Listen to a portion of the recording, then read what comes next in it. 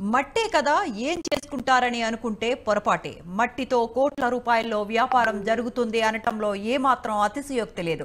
Assigned ప్రభుత్వ భూముల్లో తవ్వుకున్నోళ్లకు తవ్వుకున్నంత మట్టి అన్న చందంగా సాగుతోంది అక్రమ మట్టి వ్యాపారం. వికారాబాద్ జిల్లా పరిగి నియోజకవర్గంలో చీకటి పడితే చాలు అక్రమంగా మట్టి తవ్వకాలు జరిపి గుట్టలు సైతం సొరంగాలుగా మారుస్తున్నారు కొందరు అక్రమార్కులు. ఈ అక్రమ మట్టి తవ్వకాలు ప్రభుత్వ ప్రైవేట్ భూముల్లో జరుపుతుండటం గమనార్హం. దీంతో వికారాబాద్లో గుట్టలు, కొండలు, చెరువులు మాయమవుతూ ఉన్నాయి.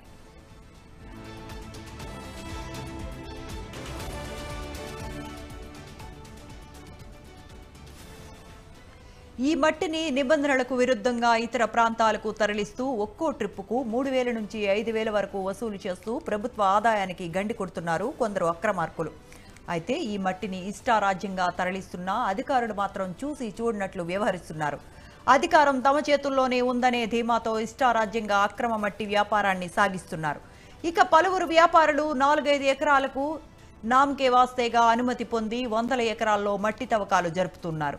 రెవెన్యూ, పోలీస్, మైనింగ్ శాఖ అధికారులతో అక్రమ వ్యాపారులు కుమ్మక్కై మట్టి తరలింపును నిరాటంకంగా కొనసాగిస్తున్నారు. దీంతో అధికారులంతా అధికార పార్టీ నేతలు చేసే అక్రమ మట్టి వ్యాపారానికి వత్తాసు పలుకుతున్నారనే ఆరోపణలు వినిపిస్తున్నాయి.